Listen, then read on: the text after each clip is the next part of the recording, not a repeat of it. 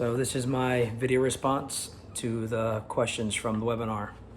The first question was, what are the two most important things you learned about your state science standards? Why do you consider the information important?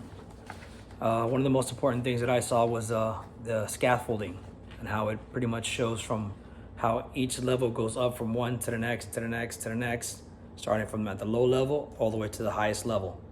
So it helps me as a teacher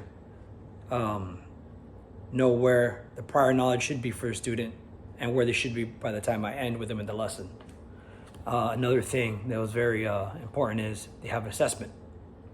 The assessment information helps me out a lot because I know what topics I should cover with my students in class so that they're ready and prepared for the test to be as successful as they could be while taking the exam. The second question, how would you explain the structure and organization of your state science standards to a peer who has not looked at them yet? Honestly, the best way I could explain the structure and organization of our state science standards to someone who has never seen them would be to describe how everything works in steps or in scaffolding. When you look up a standard, you can look back to the other examples of years that these students would have seen it previously, and you can access the order of knowledge, prior knowledge on the subject. This also helps you to build from there a step-by-step in line with the state standards until the material is covered.